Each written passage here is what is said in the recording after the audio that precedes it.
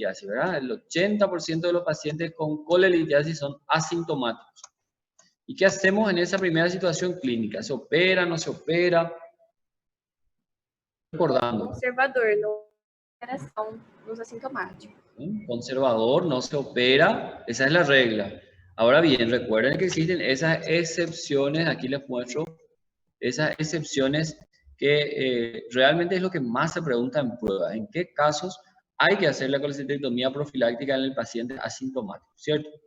Bueno, ahora bien, ¿por qué ese paciente asintomático no presenta síntomas? Porque no hay una obstrucción a nivel del flujo de salida biliar, ¿verdad? No hay una obstrucción del cístico. Y eso es lo que lo diferencia de esta siguiente situación. La forma sintomática de la litiasis vesicular es el cólico biliar, ¿verdad? Lo llamamos cólico biliar. Y aquí sí hay dolor importante debido a que aquí hay una obstrucción de salida biliar a nivel del cístico, pero recordar el detalle, es una obstrucción no persistente, es una obstrucción transitoria, menor a 6 horas, por eso habitualmente el dolor es autolimitado en un promedio de 6 horas aproximadamente y termina solo, ¿verdad? ¿Y qué hacemos con el paciente con cólico biliar? ¿Se opera o no se opera?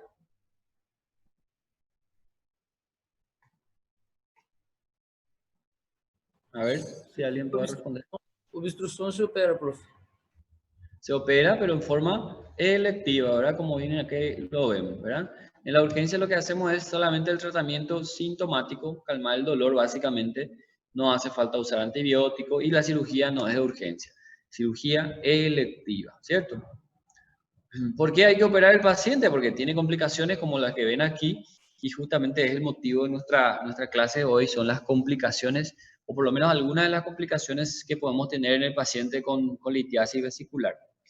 Algunas otras de estas ya hablaron con los demás colegas, ¿verdad? Como la pancreatitis aguda con el doctor Agüero, la colanquitis aguda y el síndrome de Mirici con el doctor Mario Maki.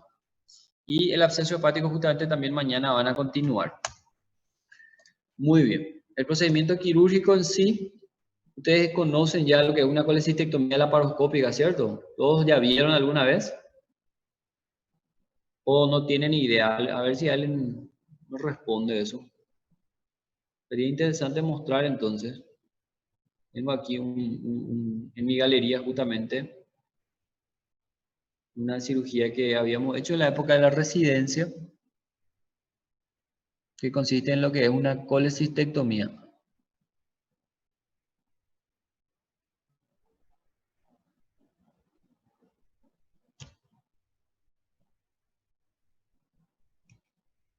En un minutito vamos a mostrar, para que tengan idea de lo que es una colecistectomía y también para que puedan ver el aspecto de una vesícula biliar normal, no inflamada. Es una bueno, este es un abordaje laparoscópico, ¿verdad? Ya con la óptica dentro de la cavidad abdominal, el momento de la introducción de los trócares, como ven aquí. Y aquí se ve la vesícula por debajo de lo que sería la cara inferior del hígado. Como ven aquí hay algunos procesos de adherencia. Esto todavía no vimos, ¿verdad? Nunca les mostré.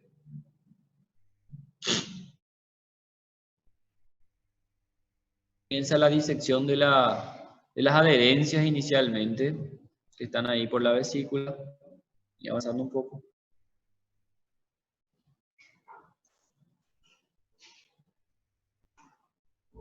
Bueno, ahí comienza la disección del peritoneo. Okay, se va despegando el peritoneo que envuelve a la vesícula biliar a través de este instrumental laparoscópico que se llama hook, ¿verdad? El electrocauterio es el mecanismo de corte, ¿verdad? Se va separando el peritoneo visceral del órgano, tanto en la cara anterior y como así también en la cara posterior, ¿verdad? Se va ahí secando. Y posterior a la disección del peritoneo, vamos a trabajar a nivel de lo que es el trípode biliar para identificar las estructuras que ustedes ya conocen del triángulo de Calot. ¿Recuerdan el triángulo de Calot, verdad? Y se va viendo Por este lado vamos identificando lo que es el conducto cístico. Aquí ya se puede comenzar a ver el ganglio de Mascagni.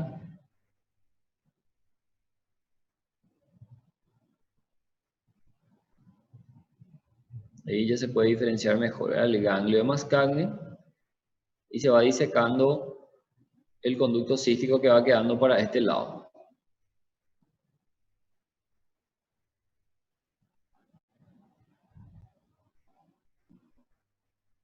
Eso. Ya enseguida se va a proceder al clipado. A esta cirugía es que será sometida el paciente biliar en forma electiva, ¿cierto? Ahí ya totalmente identificado entonces en este lado el cístico y por el otro lado el ganglio y la arteria. Ahora ahí se va a proceder al clipado del conducto cístico hacia el lado de la vesícula y también hacia el lado proximal. 2 clips habitualmente. Otro clip y corte.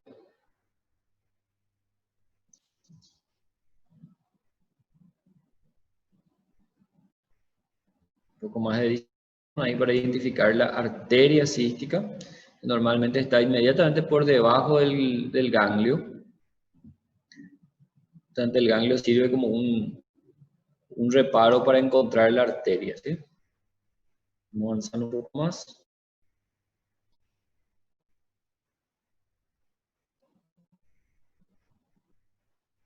Ahí se procede al clipado de la arteria.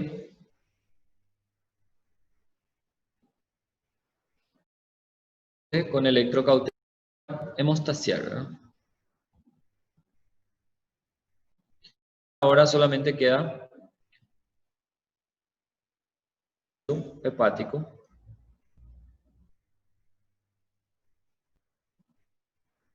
Y eso se va haciendo en forma más sencilla.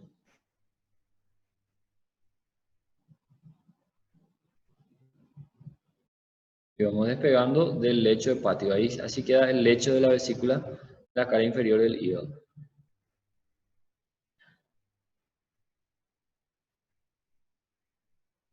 Entonces esta es una colecistectomía laparoscópica sin exploración biliar, ¿verdad? Una colecistectomía simple.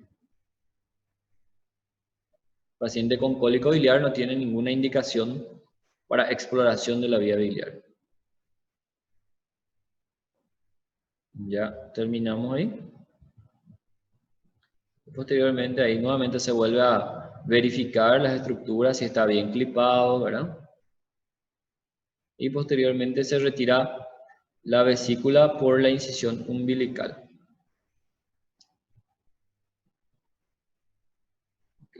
Entonces, ese es el procedimiento que se hace en el paciente con cólico biliar, ¿ok? Muy bien. Bueno, complicaciones de la colelitiasis, toda esta lista que tenemos aquí y justamente el motivo de nuestra aula de hoy es esto, ¿verdad? Aquí tenemos la colecistitis aguda. Fíjense el aspecto de una vesícula biliar normal, justamente también en este abordaje laparoscópico. La pared fina, ¿verdad? Presencia de pozo laxo. Y aquí lo que sería el trípode biliar y su inserción en lo que sería la vía biliar principal, ¿verdad? Y el aspecto de una colecistitis aguda.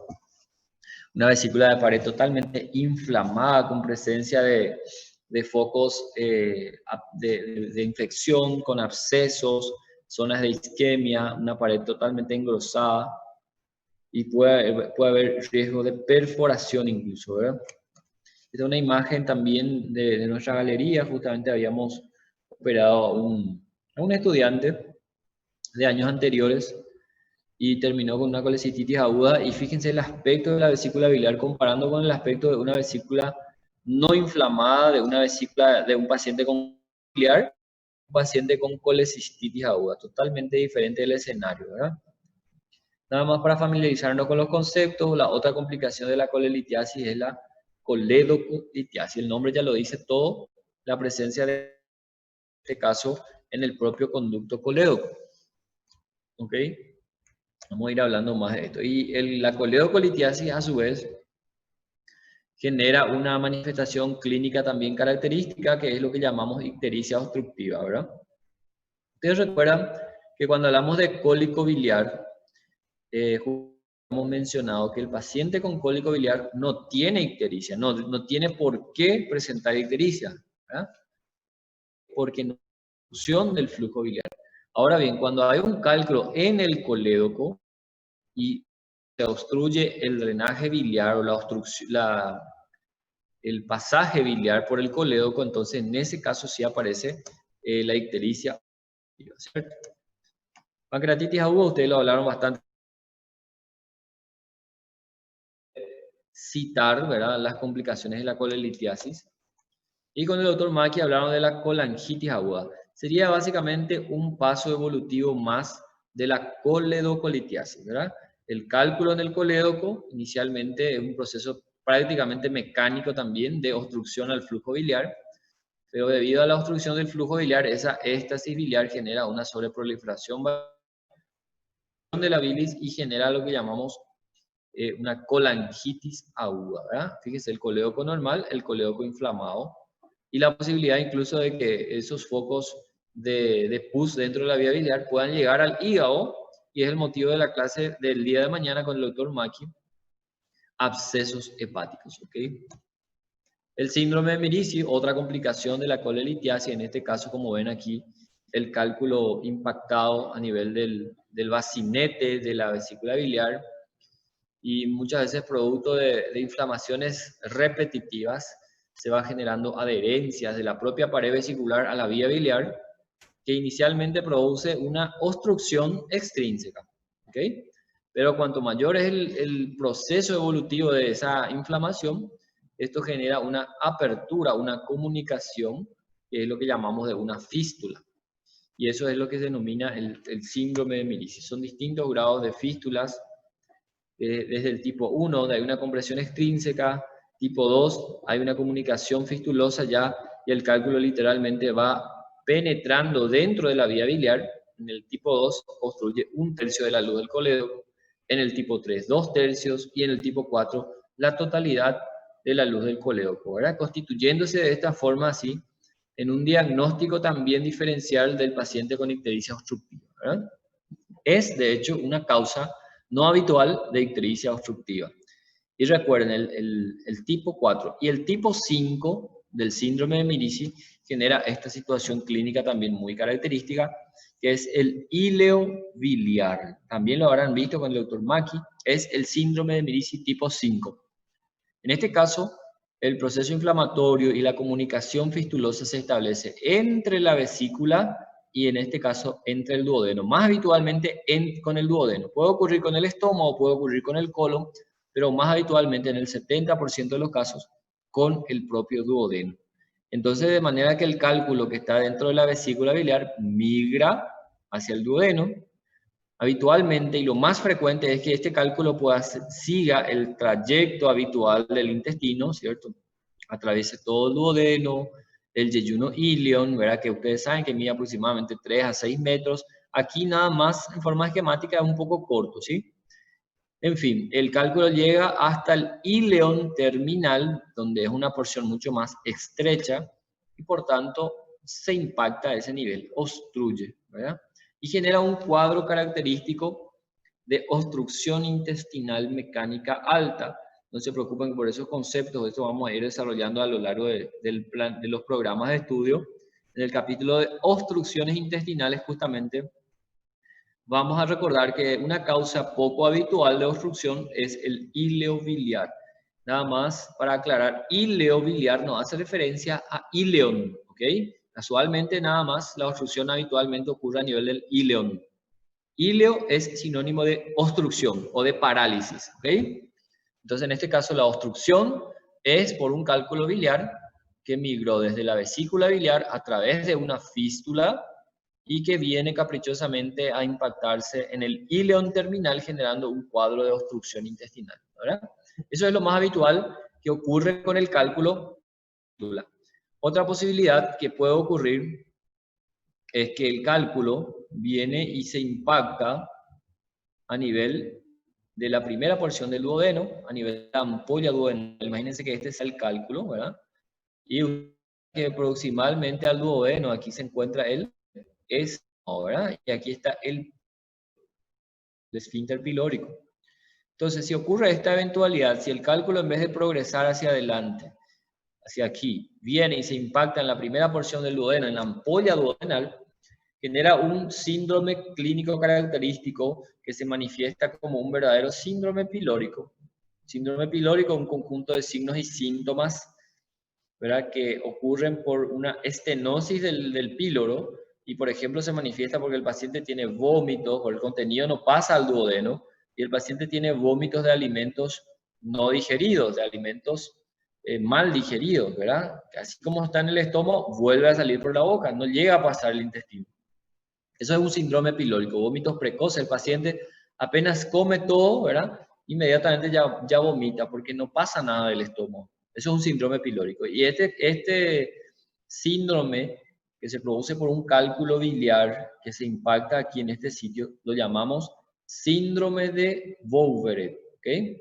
Anoten eso porque es muy importante. Síndrome de Vouveret. Voy a anotar aquí en el chat para que puedan tenerlo. Pregunta de examen, ya he visto muchos exámenes de residencia. El síndrome de Vouveret.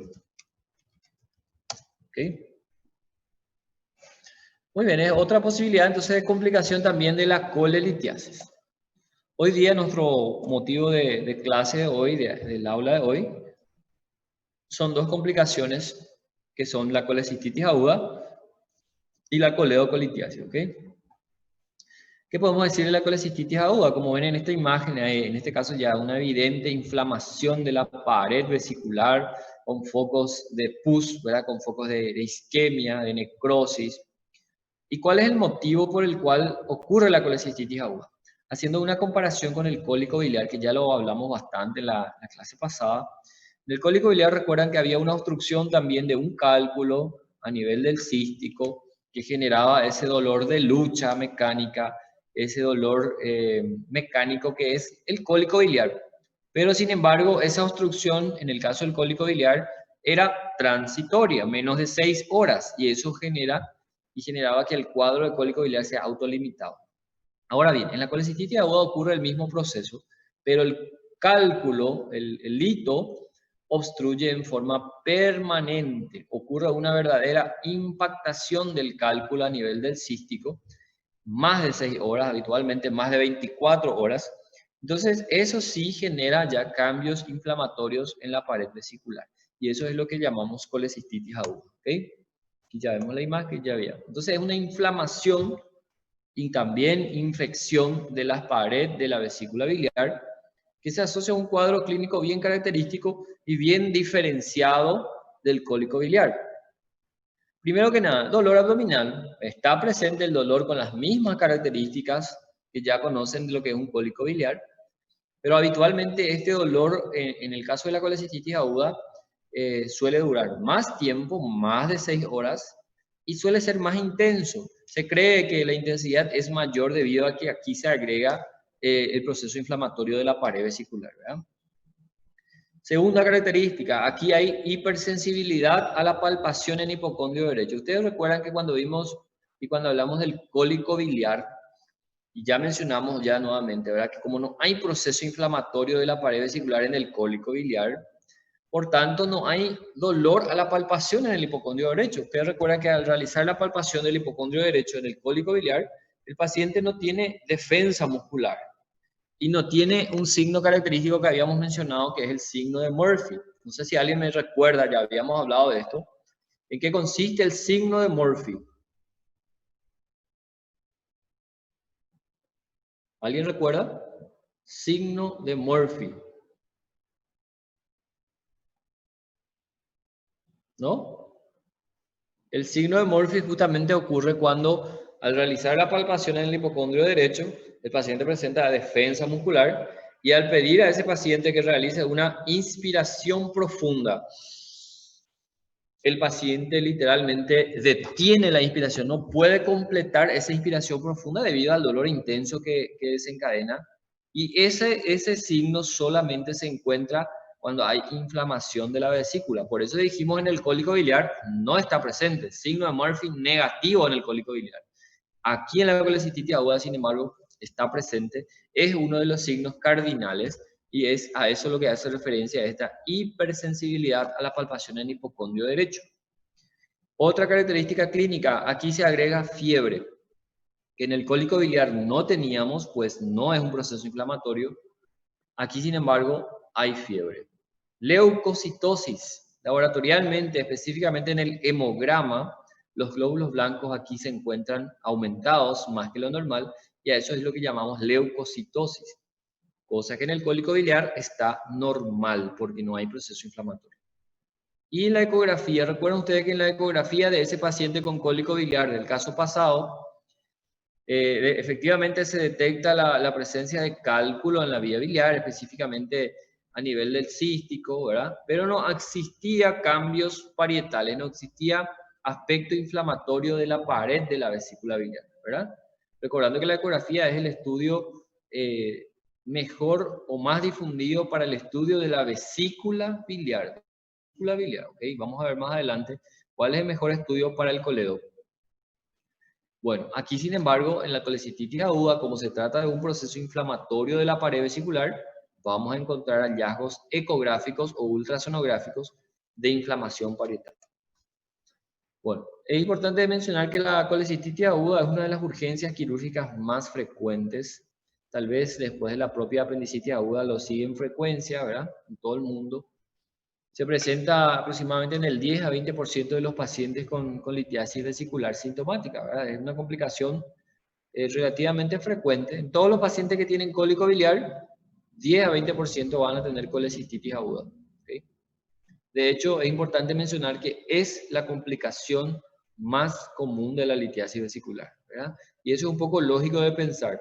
De toda esa lista de complicaciones que ya vimos anteriormente, la única complicación que está literalmente asentada dentro de la propia vesícula es la colecistitis aguda, ¿verdad?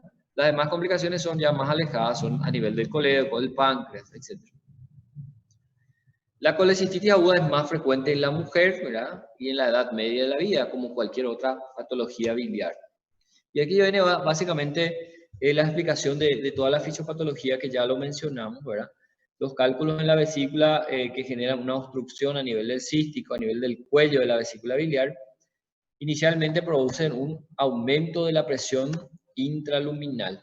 ¿Okay? Ese es el primer paso que inicia el proceso inflamatorio de la vesícula biliar, aumento de la presión intraluminal. Y aquí nuevamente comparando lo que lo diferencia al cólico biliar con la colecistitis, ¿verdad? El grado de obstrucción es parcial y de corta duración, menos de 6 horas en el cólico biliar, mientras en la colecistitis aguda la obstrucción es total, es una impactación del cálculo en el cístico y eso genera la colecistitis. Muy bien, esto tienen que saber muy bien, esto está en esta parte de nuestra clase está basado en el libro de Michans y van a encontrarlo ahí, que existen algunos factores fisiopatológicos involucrados en la génesis del proceso inflamatorio de la vesícula, de la colecistitis aguda.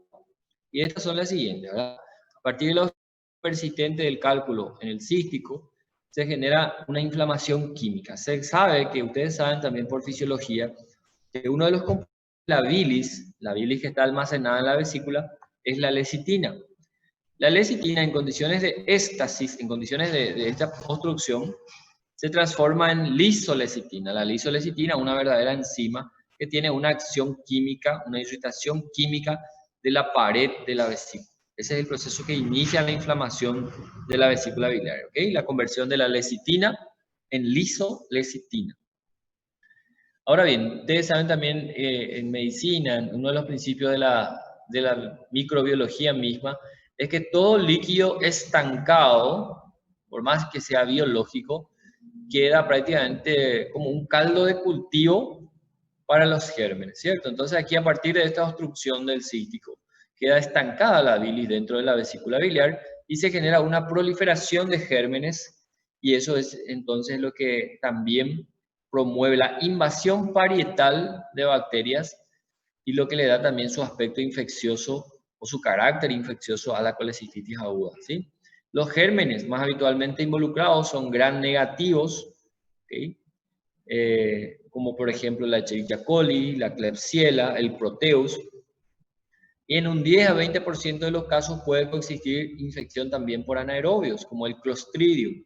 Y es importante ese conocimiento para entender más adelante la cobertura antibiótica que debemos instaurar en el paciente con colecistitis aguda. Otro mediador también de la fisiopatología de la colecistitis aguda son las prostaglandinas, ustedes lo conocen bastante bien, también es una citoquina inflamatoria que también se libera en la colecistitis aguda, promoviendo vasodilatación, edema, ¿verdad? Y finalmente la isquemia. Ya enseguida vamos a ver a continuación justamente que tal vez el último proceso evolutivo de una colecistitis aguda es la isquemia.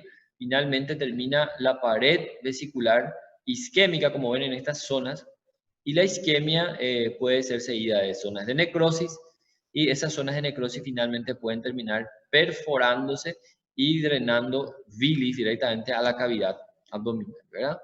Es por eso que la colecistitis aguda de por sí ya es una complicación de la colelitiasis, ¿cierto? Es la primera y la más frecuente. Pero a su vez la colecistitis también puede generar complicaciones importantes. Y eso vamos a ver más adelante. Aquí está el resumen de la fisiopatología, muy interesante. El bloqueo por cálculos, bloqueo persistente, bloqueo por impactación del cálculo. ¿Okay? Eso genera inicialmente las contracciones de lucha habituales que ya conocemos de la vesícula, ¿verdad? Y genera el dolor cólico. Hasta ahí es el proceso que ocurre en el cólico biliar. Hasta ahí se detiene el cólico biliar y el cálculo se desobstruye. Pero ¿qué pasa en la colecistitis aguda? Como el cálculo persiste obstruyendo, entonces inicialmente, un minutito voy a conectar mi cargador porque si no se nos va la conexión.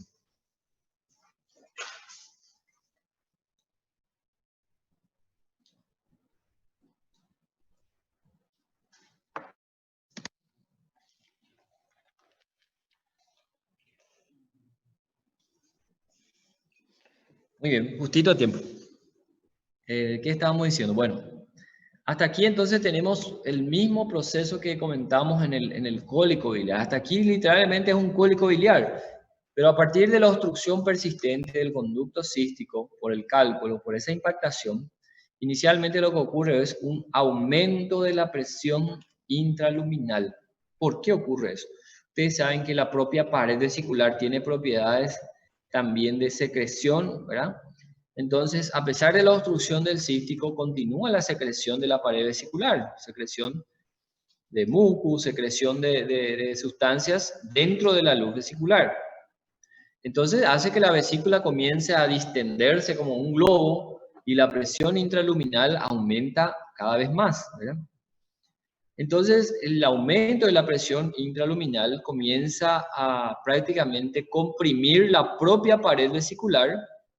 Inicialmente se bloquea el drenaje venoso y el drenaje linfático de la pared vesicular, generando edema. Si se bloquea el drenaje venoso, ¿verdad? Entonces comienza a ocurrir una éstasis vascular en la pared y genera edema, asociado a la presencia de prostaglandinas mismas también. Ahora bien, el proceso continúa, el cálculo impactado no se desobstruye y la presión intraluminal continúa en aumento. Entonces finalmente ya también se bloquea la irrigación sanguínea a la propia pared vesicular. Ya no llega sangre oxigenada, entonces es donde sobreviene la isquemia, ¿ok? Esa isquemia a su vez puede dar origen a las zonas de necrosis y, por qué no, también perforación, ¿verdad? Y en todo ese proceso también la proliferación bacteriana que va invadiendo a toda la pared vesicular. Todos estos son los procesos involucrados en la génesis de la fisiopatología de la colecistitis. ¿Okay? Esto es importante también mencionar porque vamos a entender más adelante en relación a la clínica.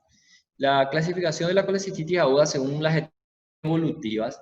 En las primeras horas de inflamación, en las primeras etapas, la colecistitis aguda es edematosa, simplemente con un edema. Va evolucionando y sobre todo relacionado al tiempo de evolución. entonces se vuelve una colecistitis aguda necrotizante, zonas de necrosis, una colecistitis aguda supurativa con zonas de pus parietal, incluso alrededor de la propia vesícula, hay colecciones purulentas.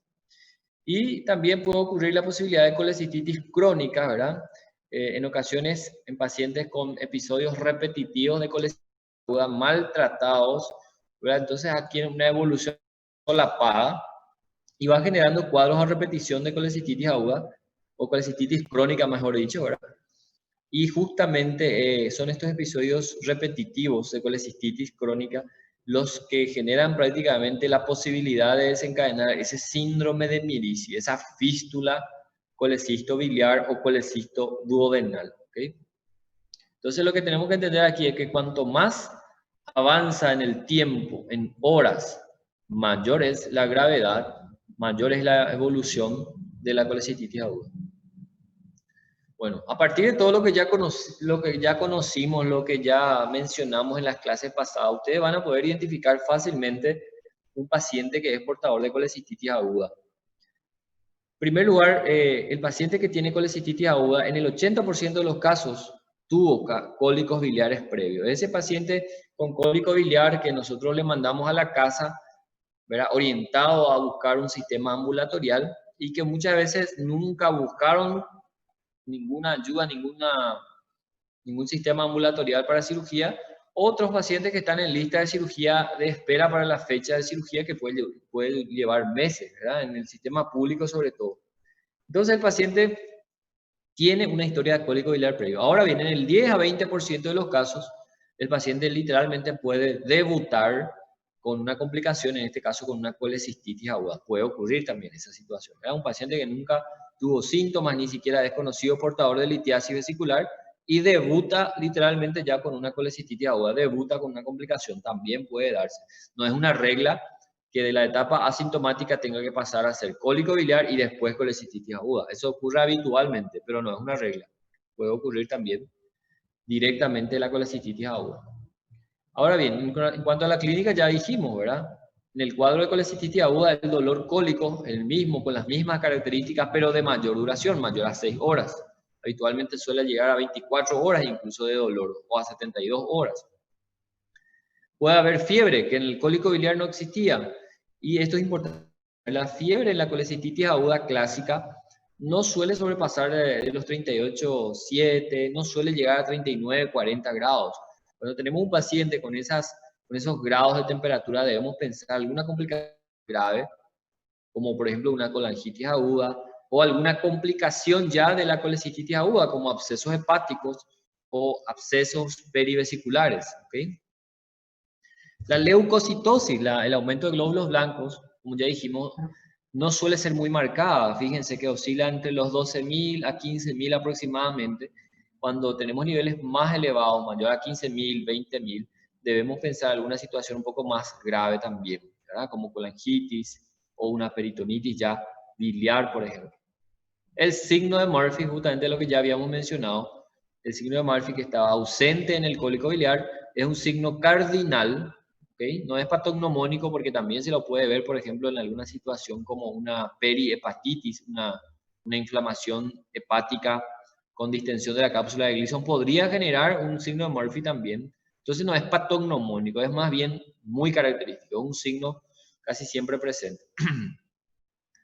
Una masa palpable en hipocondrio derecho, esto es un dato muy interesante y va totalmente relacionado a lo que dijimos antes, al periodo de evolución en tiempo de esa colecistitis aguda, ¿verdad? Cuanto mayor es el tiempo de evolución de la colecistitis aguda, mayor es la posibilidad de que va avanzando el proceso inflamatorio, que haya esas zonas de microperforación, ¿verdad? Y muchas veces el cuerpo humano tan perfecto que el epiplón mismo y hoy día justamente reconocía su función de órgano que desempeña un papel en la defensa, ¿verdad? Su papel linfoide.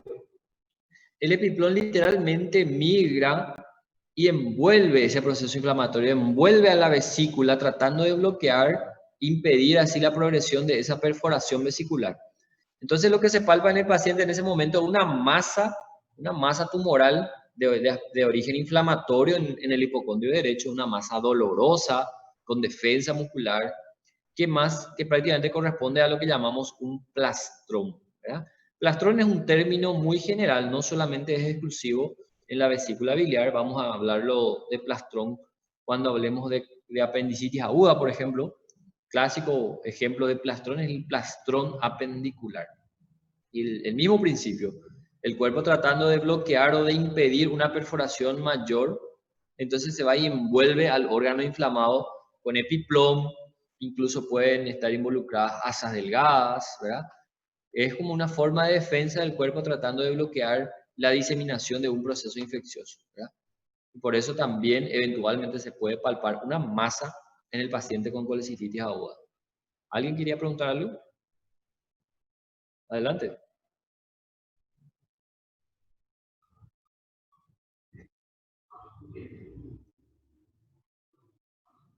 Claro, solamente del lado derecho, porque solamente del lado derecho está la vesícula, ¿verdad? Y el signo de Murphy es positivo a consecuencia de la inflamación de la vesícula, ¿ok? Entonces, solamente del lado derecho, en el sitio donde está la vesícula, a menos que el paciente raramente sea portador de una dextrocardia, ¿verdad? Y que tenga todos los órganos del lado contrario, entonces el signo de Murphy sería del lado izquierdo, ¿verdad? Rarísimo eso, pero ya he visto. Ya hemos operado pacientes por la paroscopía y literalmente todos los órganos estaban del lado contrario, el hígado, la vesícula. Pero es muy raro eso, ¿verdad? Es solamente del lado derecho. Bueno, y fíjense la última situación, la última sintomatología probable. Y nuevamente aquí nos remontamos a la clase pasada. Recuerdan ustedes que en el cólico biliar, y les pregunto, mejor dicho, les pregunto, ¿en el cólico biliar se podría presentar ictericia o no? Todos ya saben lo que es una ictericia, ¿verdad? Coloración de piel y mucosa, que se produce por una obstrucción de la vía biliar principal, obstrucción del colédoco. En el cólico biliar, ¿existe ictericia o no?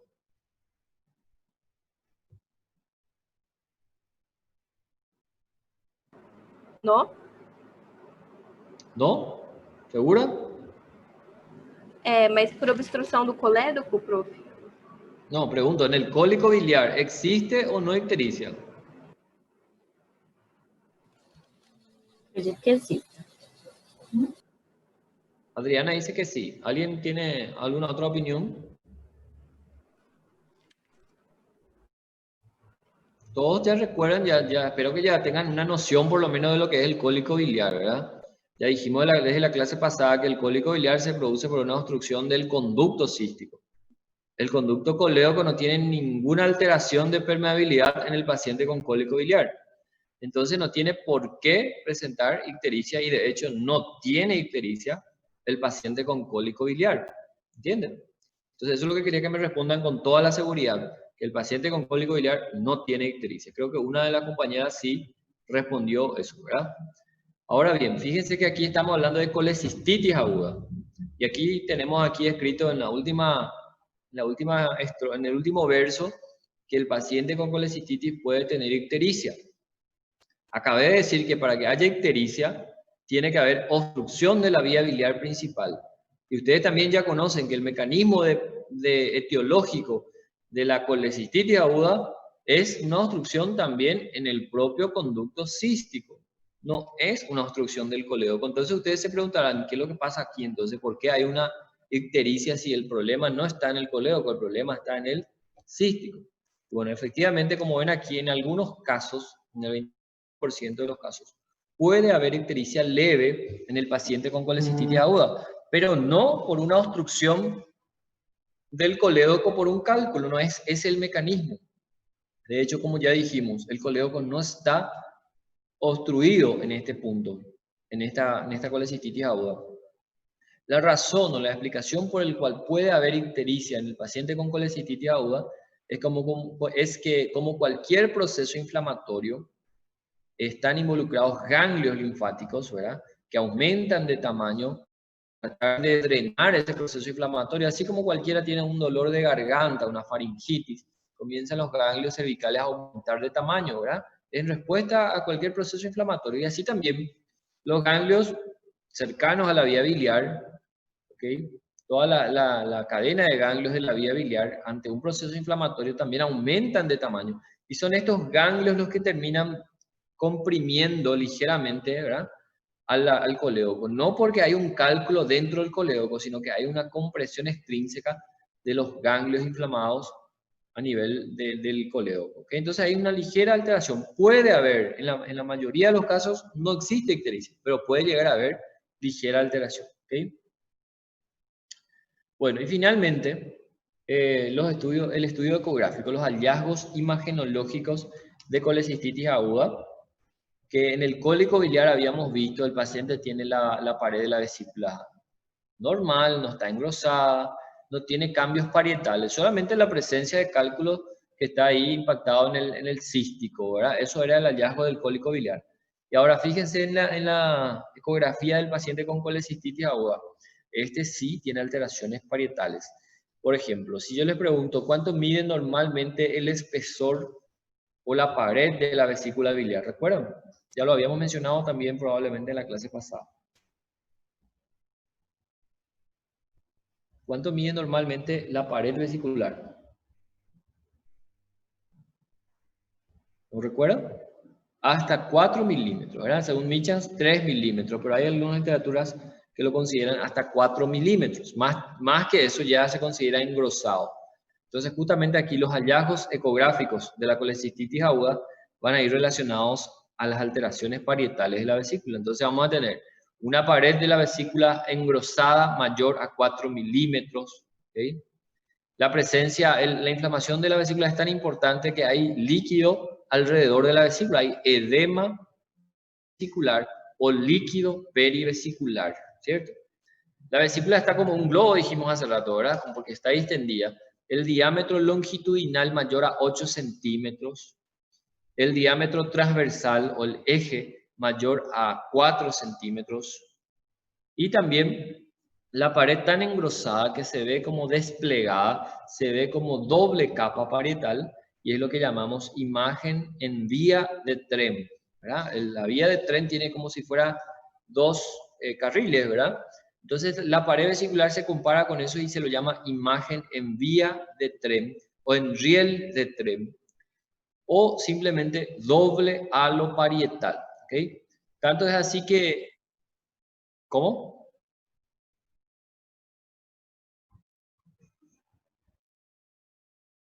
En vía de tren, ¿ok? Comparándose a la vía de un tren, porque doble capa. Vía de tren o en riel de tren es la misma cosa, o doble halo parietal, ¿sí? Se ve doble capa, entonces se llama doble halo parietal, ¿ok? Además, en la propia ecografía se puede detectar un signo cada vez más, hoy día cada vez más ganando importancia, que es el signo de Murphy ecográfico. ¿Okay? Ese mismo signo de Murphy que ya explicamos al examen físico, también se presenta con el propio transductor, no es más que el ecografista que ejerce un poco de presión con el transductor en el hipocondrio derecho y el paciente presenta el signo de Murphy también, o sea, detiene la inspiración y eso es el signo de Murphy ecográfico. ¿Okay?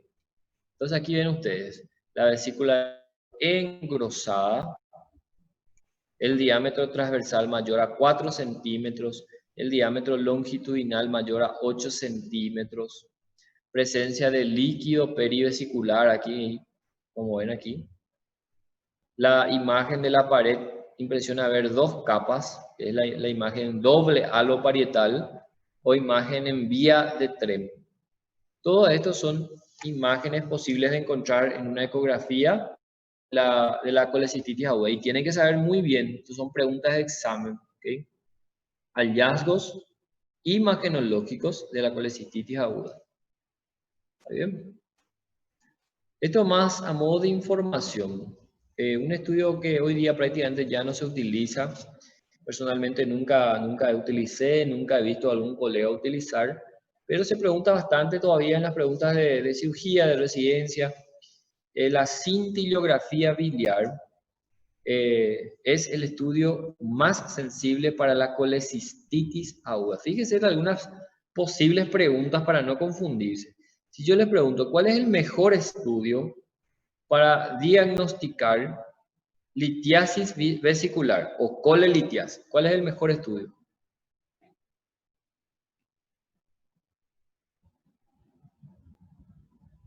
Ya dijimos eso varias veces. Ecografía. La ecografía, la ultrasonografía es el mejor estudio, ¿verdad? La radiografía simple prácticamente no sirve para nada, ¿verdad? Porque es muy bajo el porcentaje de cálculos radioopacos. Entonces la ecografía es óptima para diagnosticar litiasis vesicular. Ahora bien, si les pregunto, ¿cuál es el estudio diagnóstico más sensible para la colecistitis aguda? Es diferente la pregunta, ¿verdad? Uno solamente pregunta colelitiasis y la otra para la colecistitis aguda, el método más sensible para determinar el grado de inflamación parietal. Y ahí es donde entra la cintillografía biliar, ¿ok? Ahora sí les pregunto, ¿cuál es el estudio diagnóstico, cuál es el estudio imagenológico más utilizado para la colecistitis aguda?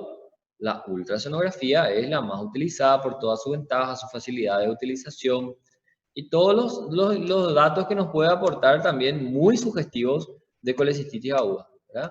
Ahora bien, el estudio mayor sensibilidad para colecistitis aguda es la cintillografía biliar. Es como una pegallina, una cáscara de banana en los exámenes de cirugía, en residencia, en CONAREM, incluso en reválida, ¿cierto?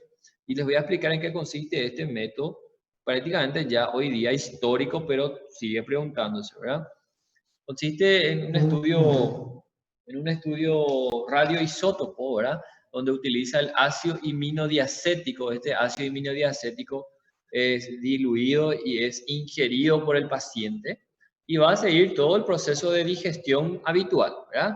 Va a llegar al intestino, va a ser absorbido por la circulación, por la pared intestinal, va a ser conducido por la circulación portal al hígado, el hígado va a pasar a la circulación cava, de la vena cava llega al corazón y del corazón parte a través de la circulación arterial. Eso es la secuencia lógica de cualquier nutriente, de cualquier alimento consumido. Entonces, literalmente, este radioisótopo va a llegar a través de la circulación arterial a la vesícula, ¿verdad? Porque la vesícula también recibe sangre. Entonces, si obtenemos esta imagen, es decir, la vesícula biliar teñida con el radioisótopo, quiere decir que le está llegando adecuado flujo sanguíneo al hígado, a la vesícula, ¿cierto? Entonces, en este caso decimos que no hay colecistitis aguda, porque ustedes saben que parte de la fisiopatología de la colecistitis aguda es la isquemia. Es la isquemia, no le está llegando más sangre a la vesícula que está inflamada. Pero si le está llegando el radioisótopo, entonces nos indica que hay flujo sanguíneo adecuado en la vesícula y por tanto no hay colecistitis aguda, ¿cierto? Ahora, si vemos esta imagen, aquí se tiñe el hígado, bien perfundido, pero no se dibuja la vesícula biliar. Eso nos indica que realmente el grado de isquemia de la vesícula es importante, que no está llegando flujo sanguíneo a la vesícula y por tanto no se está dibujando el contorno vesicular. Entonces eso es el diagnóstico de colecistitis aguda, ¿ok? Es el más sensible realmente, es el que va a medir el grado de isquemia de la pared vesicular, ¿entienden? Los hallazgos ecográficos son muy sugestivos, pero no mide el flujo o la isquemia de la pared, ¿ok? Entonces esto a modo de información, prácticamente ya a modo de histórico ya. Muy bien. Para objetivar mejor el diagnóstico de colecistitis aguda, ustedes ya pueden llegar fácilmente al diagnóstico de colecistitis aguda por todo lo que ya dijimos, ¿verdad? Ese paciente con cólico biliar, con fiebre, con signo de Murphy, con leucocitosis y que en la ecografía tenga signos de alteración parietal. Ahora bien, en la ciudad de Tokio, y ustedes ya vieron seguramente esto en colangitis aguda con el doctor Mario, en Tokio se reúnen una serie de expertos, ya lo hicieron en 3 oportunidades, en el 2007, en el 2013 y últimamente en el 2018 se volvieron a reunir un grupo de expertos de todo el mundo, ¿verdad? Expertos en vías biliares, en patologías de las vías biliares, y ellos definen y establecen los criterios diagnósticos, los criterios pronósticos, las clasificaciones y las conductas terapéuticas para la mayoría de las patologías biliares. Y lo hacen así también para la colecistitis aguda.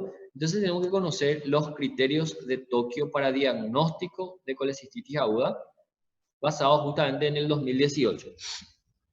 Y es nada más que organizar en esta tabla, en este cuadro, todo lo que ustedes ya saben.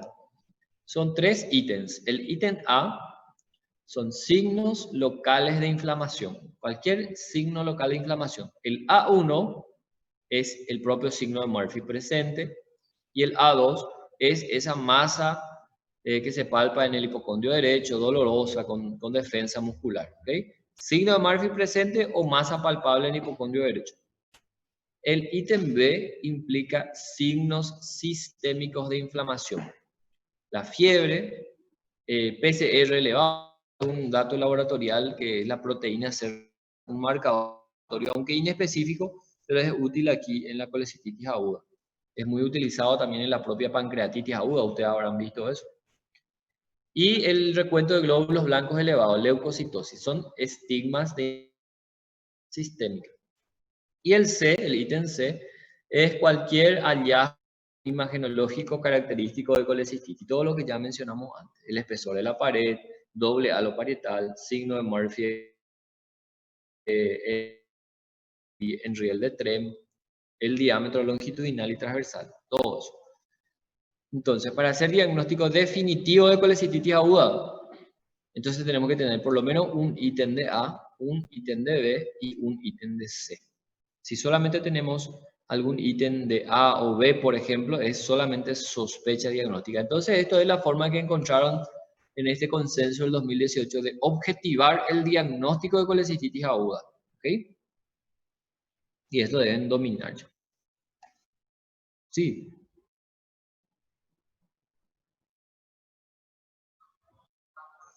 Glóbulos blancos. De la sigla en inglés, ¿verdad? Pero es recuento de glóbulos blancos, ¿ok? De leucocitos.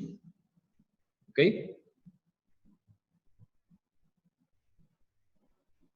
Bueno, entonces fíjense, llevamos a la práctica todo lo que ya hablamos ahora de colecistitis aguda y van a ver ustedes que fácilmente pueden reconocer y percibir que se trata de un paciente con colecistitis aguda. Una paciente de sexo femenino de 46 años de edad, desde el propio sexo, ¿verdad? Y de la edad media de la vida, ustedes ya van identificando las posibles patologías. Esta paciente conocida hipertensa con tratamiento irregular acude al servicio de urgencias con cuadro de dolor abdominal que inicia aproximadamente 15 horas antes del ingreso, localizada en epigastrio e hipocondrio derecho, de gran intensidad de tipo cólico y radial dorso. El mismo clásico dolor cólico hasta aquí, ¿verdad? Que ustedes ya conocen. Pero además se acompaña de vómitos, de fiebre y decaimiento del estado general. Niega ictericia, en este caso niega coluria también. Esta paciente ya presentó cuadros similares anteriores de menor intensidad. Probablemente se trataba ya de cólicos biliares previos, que es lo habitual. Y al examen físico vamos directamente a la palpación, que es el lugar donde nos interesa. Doloroso en el hipocondrio derecho, con defensa muscular a ese nivel.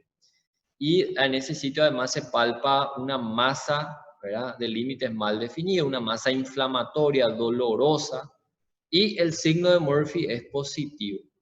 Sonoridad conservada, ruidos hidroaéreos presentes, todo normal, solamente estos hallazgos. Al realizar el laboratorio, aquí está lo que preguntó el compañero, el recuento de glóbulos blancos, más que lo normal, 12.200, una leucocitosis a expensas de neutrofilia. El perfil químico, la parte renal normal, conservado, la glicemia normal, la bilirrubina ligeramente alterada, ni siquiera lo resalté aquí porque es irrelevante prácticamente, ¿verdad? Si consideramos un valor normal de hasta 1.2, y aquí tiene 1.8, es una hiperbilirrubinemia, pero es subclínica, no tiene manifestación, el paciente no estaba ictérico, ¿verdad? Esta ligera alteración tal vez se debe justamente a la inflamación de los ganglios contiguos, como ya dijimos, ¿verdad? PCR, cuyo valor normal es hasta 6, aquí el paciente tiene 200. El perfil lipídico alterado, orina simple normal. Radiografía de tórax, parte también de cualquier rutina en el abordaje de cualquier paciente. Y aquí lo que podemos mencionar es que hay un pequeño pleural derecho, borramiento del seno costofrénico derecho que podría corresponder a un derrame pleural derecho. ¿Por qué les parece que hay esto? Por el proceso inflamatorio contiguo. Si el proceso inflamatorio está en el hipocondrio derecho, entonces también puede ocurrir un derrame, ligero derrame pleural de ese lado. Y la ecografía que nos da estos signos muy característicos: vesícula biliar de pared de 6 milímetros de espesor, sabiendo que lo normal es hasta 3, doble halo parietal, de tan inflamada que está la vesícula, diámetro longitudinal de 8 centímetros, diámetro transversal de 4 centímetros, presencia de líquido perivesicular, de tan inflamada que está la vesícula, hay líquido perivesicular, perdón, y efectivamente la presencia de litiasis vesicular, confirmando la etiología litiásica de nuestra colecistitis aguda. La impresión diagnóstica creo que todos pudieron identificar, pudieron encasillar ahí esos signos y síntomas de colecistitis aguda calculosa. Ojo con este detalle. Más adelante vamos a hablar que existe también la colecistitis aguda alitiásica o acalculosa. Y ahora más bien me gustaría escuchar su opinión. ¿Qué hacemos con este paciente? Si en el asintomático no se opera, en el cólico biliar simple se opera en forma electiva, en la colecistitis aguda, ¿cuál sería la conducta quirúrgica? Retira toda a vesícula? ¿Cómo? No entendí, Adriana. Retira toda a vesícula? En realidad, cuando hablamos de cirugía, por ejemplo, en el cólico biliar mismo, siempre se retira toda la vesícula, ¿verdad? Aquí la pregunta es, ¿se opera el paciente de urgencia o se opera en forma electiva? De urgência, no meu ponto de vista. Muy bien, ¿alguien tiene alguna otra opinión? ¿O están todos de acuerdo con Adriana? ¿Se opera en forma urgente o vamos a programarle? ¿Qué les parece?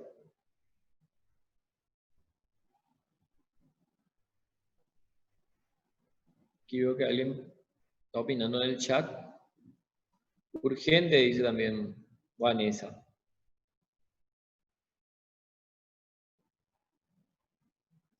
¿De qué va a depender?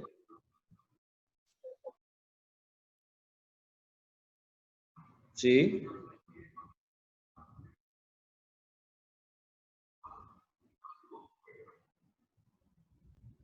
Sí, pero eso es cuando esa obstrucción es transitoria, eso es cólico biliar. Eso dejamos de lado ya, cólico biliar, no hay duda, eso es cirugía electiva. Ahora, cuando ya tenemos una colecistitis aguda, entonces estamos asumiendo que el cálculo está con una obstrucción persistente y que no va a volver ese cálculo. Até mesmo porque no histórico fala que ela persiste há mais de 15 horas. Exactamente, tiene 15 horas de evolución ya de cuadro.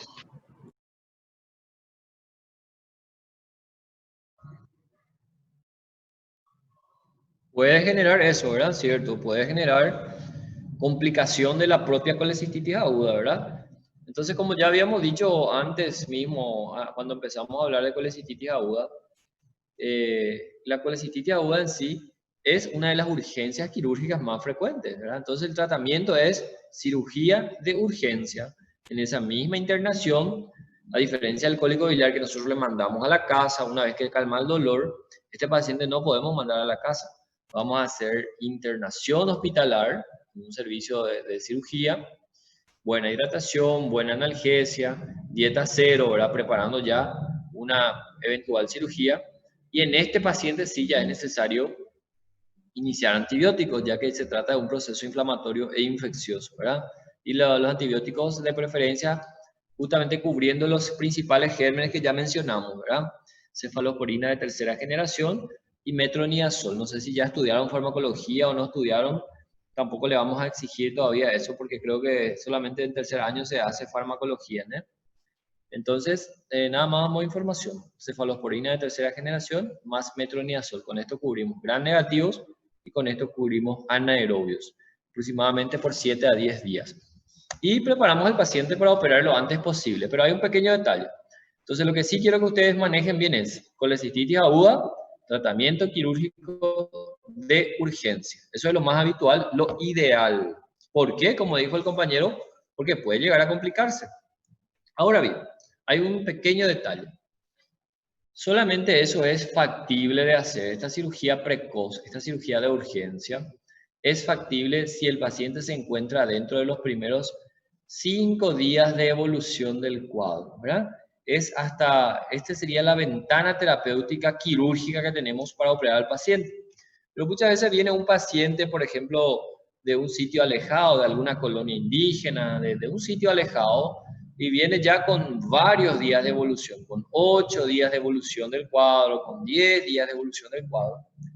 En ese caso, si ya pasó más de 5 días de evolución, consideramos que el proceso inflamatorio localmente ya está muy avanzado, ya incluso probablemente está ahí con isquemia, con necrosis, con esas microperforaciones, ¿verdad? Con esa adherencia del epiplón o adherencia incluso del intestino delgado, del colon. Y todo el proceso inflamatorio es muy friable. Entonces, en esa etapa no conviene más entrar a operar a ese paciente, ¿verdad? Por eso hacemos lo que se llama enfriar el cuadro. ¿Qué significa enfriar el cuadro? Efectivamente, dejar al paciente internado, iniciar todas las medidas de medicamentos como antibióticos, antiinflamatorios, pero no operar al paciente. ¿Okay? No operar, ¿por qué? Porque entrar a operar puede hacer más daño. Podemos estar lesionando el intestino, lesionando el colon, por ejemplo, ¿okay? Lesionando la vía biliar, que es peor aún. Entonces, enfriar el cuadro significa hacer tratamiento médico. Con ese tratamiento médico, la mayoría de las veces el paciente evoluciona bien. ¿Qué significa evoluciona bien? Mejora la fiebre, mejora el dolor, mejora los síntomas, el paciente tolera vía oral, mejora. Y marcamos una cirugía en 6 semanas aproximadamente. Entonces, por eso prácticamente la técnica se vuelve semi-electiva, ¿verdad? Sí o sí tiene que operarse en 4 a 6 semanas, tiempo en el cual esperemos que el cuadro inflamatorio tan avanzado en ese momento agudo ya haya mejorado, ya haya desaparecido y el paciente esté en condiciones favorables para la cirugía, que tengamos un terreno local ahí más favorable, ¿verdad? Esa es la conducta, ese pequeño detalle que hay que agregar, ¿sí? Prof, não entendi, o senhor pode repetir? Entre a questão da urgência, essa diferida quer dizer, então, que, por exemplo, eu vou estabilizar primeiro o meu paciente, para depois eu vou estabilizar ele por 5 dias, é isso, de evolução? Não. Para depois fazer a cirurgia? No es que vas a estabilizarle por 5 días. Vamos a repetir otra vez para que quede claro, ¿verdad? Entonces, colecistitis aguda, el tratamiento es quirúrgico siempre, ¿verdad? Vamos a hacer de urgencias en esa misma internación, en ese mismo cuadro agudo, siempre que el paciente esté dentro de los primeros 5 días de evolución del cuadro, ¿ok? Si está dentro de los 5 días de evolución de enfermedad, entonces tenemos la posibilidad de hacer el tratamiento quirúrgico en esa misma internación de urgencias, ¿ok? Si el paciente ya viene con un cuadro de más de 5 días de evolución de la enfermedad, entonces no se aconseja hacer el tratamiento quirúrgico en forma aguda, ¿okay? Se considera que el proceso inflamatorio está muy avanzado y no conviene hacer la cirugía en ese momento. Entonces hacemos un tratamiento diferido. ¿Qué significa diferido? Vamos a enfriar el cuadro, dejar al paciente internado con todas las medidas de medicamentos para mejorar el proceso inflamatorio en forma aguda y solamente vamos a operar al paciente en 6 semanas. En ese tiempo esperamos que el proceso inflamatorio ya haya mejorado, ¿ok? Ese es el pequeño detalle que se agrega en las colecistitis agudas, ¿verdad? Depende del tiempo de evolución del cuadro. Para decidir si la cirugía lo hacemos de urgencia o si hacemos la diferida semi-electiva en 6 semanas. ¿Okay? Tampoco es mandar al paciente. Mas na urgência, então, eu não tenho uma evolução inflamatória. Como? Quando eu faço uma cirurgia de urgência, eu não tenho, então, ainda uma evolução inflamatória persistente. No caso, vai ser depois. En realidad hay un proceso inflamatorio, ¿verdad? De hecho, la colecistitis aguda es un proceso inflamatorio, solo que no es muy avanzado, todavía no es muy avanzado como para impedir un procedimiento quirúrgico. Entendi. Aí, no caso, quando se está avançado, que eu preciso estabilizar para depois ir para um procedimento cirúrgico. Exactamente, así mismo. Entonces, lo que va a definir, lo que va tratando de objetivar un poco esta conducta, entonces lo que define el paciente que puede operarse y no puede operarse es el tiempo de evolución, que es 5 días, ¿entiendes? Si está 5 días de evolución, vamos a operar que probablemente el proceso inflamatorio no está muy avanzado. Si ya pasó 5 días de evolución el cuadro, no conviene operar porque probablemente el proceso inflamatorio ya está muy avanzado y podemos hacer Entendi. daño, podemos lesionar, ¿entienden? Entendi, graças, professor. Perfecto. Ahora bien, ¿qué puede pasar? Otro pequeño detalle y con eso terminamos con la cistitis aguda. Vamos a suponer que tenemos un paciente que ya pasó 5 días de evolución. Viene el paciente de una colonia indígena, viene con un cuadro compatible con colecistitis aguda, pero que ya tiene 8 días de evolución. Y con esa situación y por toda la clínica del paciente ya consideramos que el proceso inflamatorio está muy avanzado, sabemos que no conviene operar y decidimos hacer el tratamiento médico, enfriar el cuadro, se dice, ¿verdad? En forma coloquial. Enfriar el cuadro significa internar a ese paciente, hacer tratamiento antibiótico y esperamos que eso funcione, ¿verdad? Que el paciente mejore. Puede ocurrir otra situación, el paciente no mejora, el paciente continúa con fiebre, el paciente continúa con los glóbulos blancos en ascenso, el paciente no tolera nada por vía oral, es decir, el paciente está empeorando, no está funcionando nuestro tratamiento médico. ¿Qué hacemos en ese caso? Sabiendo que tal vez ya estemos ahí en el 10º día por ahí con todo ese tratamiento, sabemos que en ese momento el terreno inflamatorio está más avanzado aún, es un terreno totalmente pantanoso entrar a operar eso. Y sabemos que tenemos que hacer alguna cosa porque el paciente se está yendo al cuadro séptico, está empeorando, ¿verdad? ¿Qué hacemos entonces en esa situación? Es lo que decimos, a veces nos encontramos entre la espada y la pared, ¿verdad? ¿Qué les parece? ¿Se opera, no se opera? A pesar del riesgo. Se opera. A pesar del riesgo de que tal vez esté ahí involucrado estructuras nobles, que podemos lesionar intestino, vías biliares, que es gravísimo, ¿verdad? ¿Alguien tiene alguna otra opinión? ¿Se opera, no se opera? Para mí se opera, ¿no? Bueno, justamente ahí tenemos una opción, que no es también cirugía, ¿verdad? Que es la colecistostomía percutánea. ¿En qué consiste esto? Fíjense que el término colecistectomía es la cirugía en sí, ¿verdad? El sufijo ectomía significa retirada del cuerpo, ¿verdad?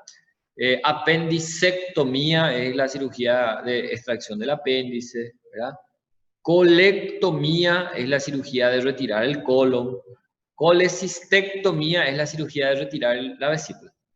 Ahora, el término ostomía significa comunicar al exterior o abocar al exterior, ¿verdad? Recuerden ustedes que en trauma hablamos de cistostomía, que era la cistostomía, no es sacar la vejiga, es comunicar la vejiga al exterior a través de una sonda vesical, ¿cierto?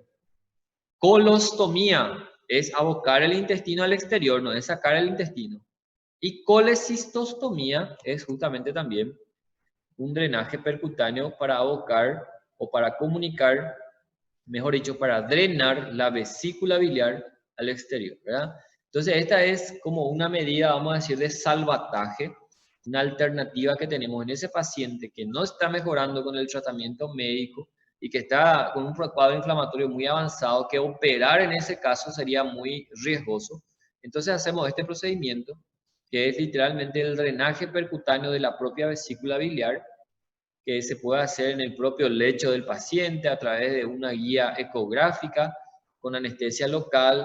Entonces introducimos el catéter y drenamos la vesícula biliar, que probablemente en esa etapa evolutiva lo que vamos a drenar no es bilis, sino que es puramente pus, francamente pus.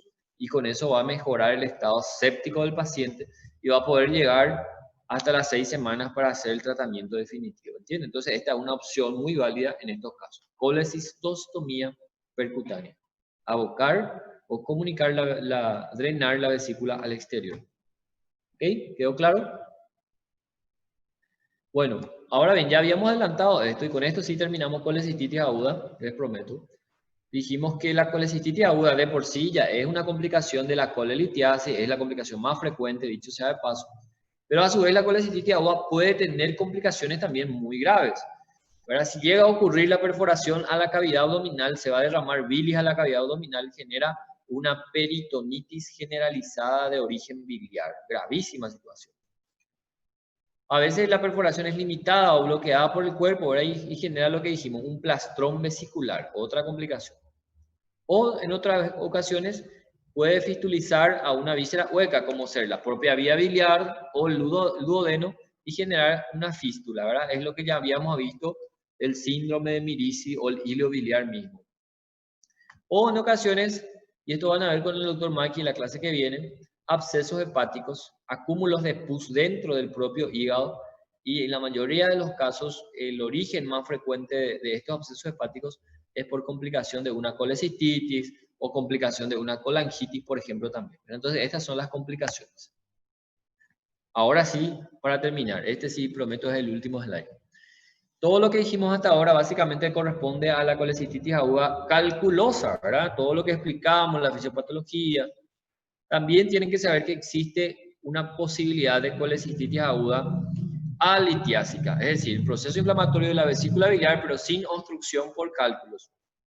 Y esto generalmente se ve en pacientes críticos que están internados en unidades de terapias intensivas, víctimas de politrauma, de grandes quemaduras, o en postoperatorios de cirugías complejas, ¿verdad? Y por todas estas situaciones, básicamente la consecuencia es que se genera una hipoperfusión tisular. El cuerpo tratando prácticamente de destinar todo el flujo sanguíneo a los principales órganos, como el sistema nervioso, los riñones, el aparato cardiovascular, y hay una hipoperfusión de otros órganos, ¿verdad? Una hipoperfusión periférica y ocasiona en algunos casos una hipoperfusión de la propia vesícula biliar, por ejemplo. Y se cree que es a consecuencia de esa hipoperfusión, de esa isquemia, de esos 7 grados de isquemia vesicular, que se genera un proceso inflamatorio alitiásico, sin cálculo, sin proceso obstructivo, simplemente un problema de hipoperfusión.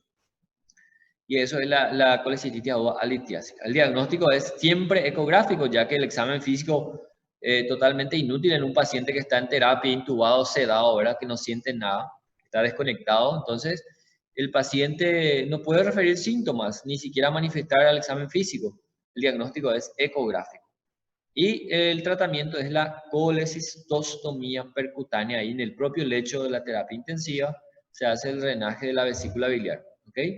Eso nada más para terminar. Importante saber también que puede ocurrir colecistitis aguda alitiásica. ¿Sí?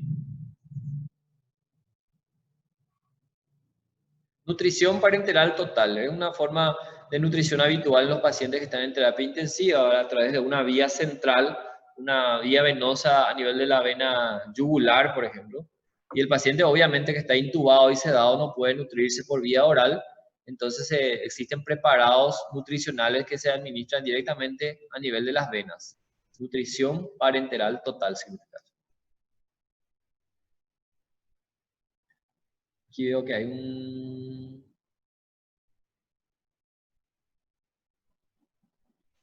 Aquí Adete está preguntando cómo se llama el proceso de extracción definitiva de la vesícula. Es colecistectomía, ¿sí? Colecistectomía es extracción de la vesícula. Y más que succión, es drenaje percutáneo de la vesícula, es colecistostomía, que es lo que ven aquí también como parte del tratamiento de la litiasis vesicular alitiásica. Perdón, de la colecistitis aguda alitiásica. ¿Entendiste, Adete? Ok. Muy bien, entonces vamos a tener ahora una pausa de 5 o 10 minutitos para tomar un poco de agua, extenderse un poco y luego seguimos con el siguiente tema, que es la coledocolitiasis. ¿Ok?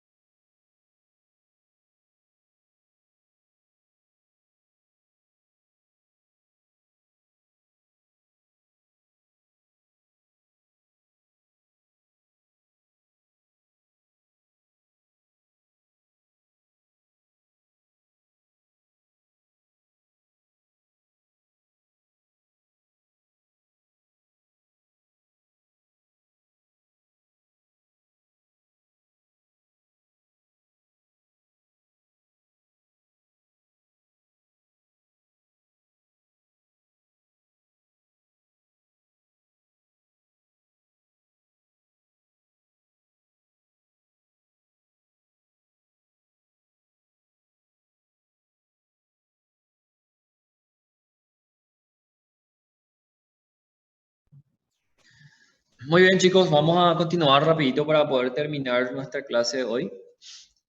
Justamente haciendo continuación de la próxima patología que representa también una complicación de la colelitiasis, ¿verdad? La coleocolitiasis, ya todos, sí, No início da aula, eu me perdi um pouco. O senhor está falando das complicações da litíase vesicular. No início sí, da aula, o senhor falou de uma outra, a não ser a colecistite aguda? sí, fuimos citando nada más todas. Ah, sim, tá. Y ahora vamos a hablar más profundamente, ¿verdad? Tá, prof, graças. ¿Cómo? Justamente entonces la coleocolitiasis, ya todos saben, el concepto es básico, ¿verdad? Es la presencia de cálculos en la vía biliar principal, en el conducto coléoco, ¿ok? Lo primero que tenemos que definir aquí es la clasificación de los cálculos del coléoco. Pueden ser secundarios, que es lo más frecuente. Como pueden ver aquí, 90 a 95% de los cálculos del coléoco son secundarios. Entonces, cualquier paciente que tenga cálculo del coléoco, nosotros debemos pensar, debemos atribuir que ese cálculo es secundario. Ahora bien, ¿qué significa un cálculo secundario? Eso es lo importante. Como dice su nombre, secundario, y es el que se considera secundario a la migración desde la vesícula biliar, ¿verdad?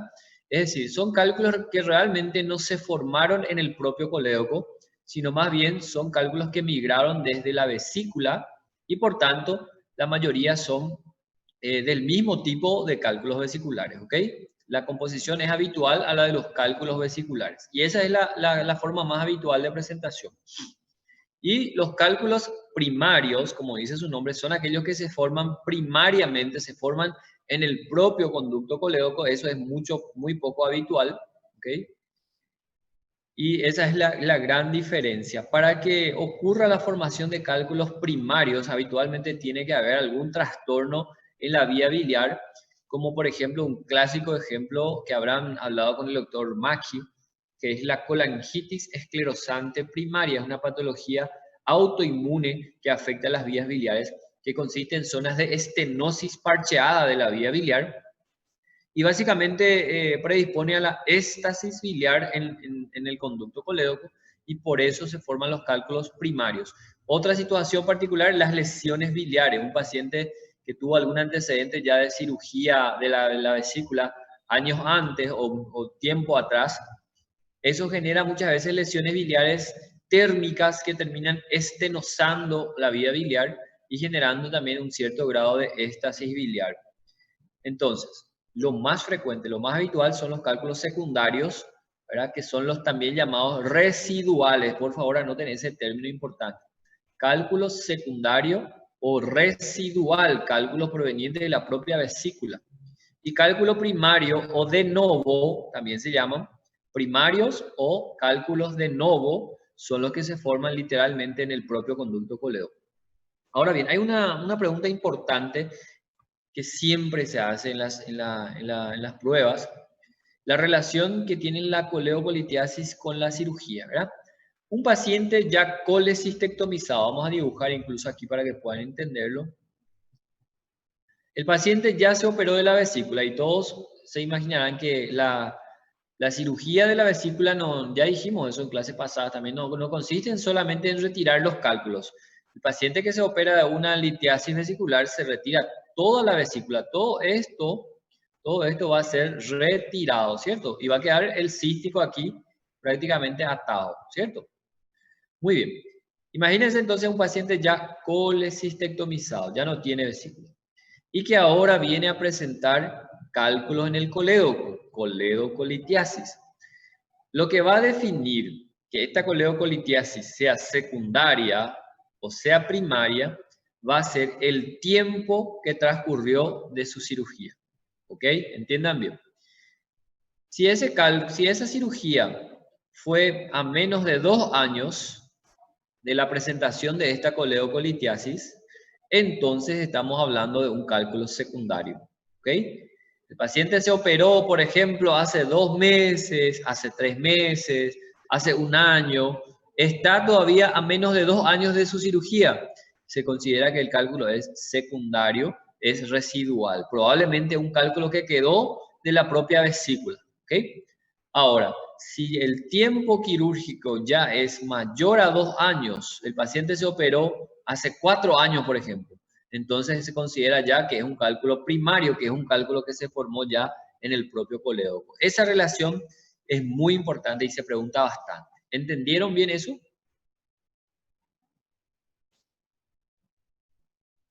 Creo que sí, ¿verdad? Sí, profe. Excelente. Voy a borrar esto porque si no después se queda en las demás diapositivas también. Ahí. Muy bien. Siguiente. ¿Cuál es la consecuencia de la coledocolitiasis? La presencia de cálculo en la vía biliar. Ahora sí, fíjense que cuando hablamos de cólico biliar, el problema estaba aquí. Cuando hablamos de colecititis, el problema estaba aquí. Por eso prácticamente no había ictericia, porque no hay obstrucción al flujo biliar. Ahora bien, la coledocolitiasis efectivamente es la obstrucción de la vía biliar principal por un cálculo. Entonces la manifestación clásica es una ictericia obstructiva. Obstrucción de la vía biliar, extrahepática, ¿ok? ¿Cómo se manifiesta eso clínicamente? El paciente va a estar ictérico, ¿verdad? Coloración amarillenta de piel y mucosas, va a tener coluria, ya saben lo que es coluria, ya hablaron con los demás colegas, es la orina muy oscura como Coca-Cola. El paciente tiene acolia, ¿verdad? La coloración de las heces prácticamente blanquecinas debido a que no está provisto de la tinción por el pigmento biliar. Y el paciente tiene prurito, tiene picazón de todo el cuerpo que muchas veces puede ser tan intensa, ¿ok? Eso es clínicamente. Ahora, laboratorialmente, ustedes saben que la coloración amarillenta de piel y mucosas es debido al nivel elevado de la bilirrubina, ¿cierto? Ya habíamos hablado en varias oportunidades que el valor normal de la bilirrubina total en promedio es de 1, ¿cierto? ¿Cómo va a estar la bilirrubina de este paciente con una obstrucción ahí del conducto colédoco? Va a estar aumentada la bilirrubina, ¿ok? De las dos series, bilirrubina directa e indirecta, ¿cuál va a ser el que está más aumentado? Va a ser la bilirrubina directa, ¿sí? La fosfatasa alcalina y la gamma GT, que son dos enzimas que se producen, se sintetizan a nivel de la célula de los conductos biliares, justamente se encuentran muy aumentadas en procesos de obstrucción biliar, en este caso, por ejemplo. Y la TGO y TGP, que son transaminasas que se producen a nivel de los hepatocitos, solamente están aumentadas en procesos donde hay destrucción hepatocitaria, por tanto, en este caso, está normal o está ligeramente aumentada, ¿ok? Ese es el patrón clínico, por un lado, y laboratorial del paciente con ictericia obstructiva, ¿ok? Eso deben saber muy bien. Profe, a FIA é o quê? Fosfatasa alcalina. Esas son enzimas, ustedes ya habían estudiado, creo, bioquímica tal vez. No sé si estoy en lo correcto, Sí. pero ustedes ya estudiaron la bilirrubina. El hepatogramo funcional hepático está compuesto por las bilirrubinas, directa, indirecta, la fosfatasa alcalina, las transaminasas y la gamma-glutamil transpeptidasa, que es la gamma GT, ¿sí? Entonces, esto es el patrón. De esta forma van a encontrar los resultados laboratoriales del paciente que tiene una ictericia obstructiva, ¿ok? Bueno, ¿cómo se va a manifestar clínicamente? Sí, adelante, Joan.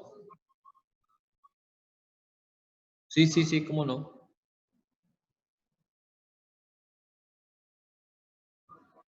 Esta sería, ¿verdad?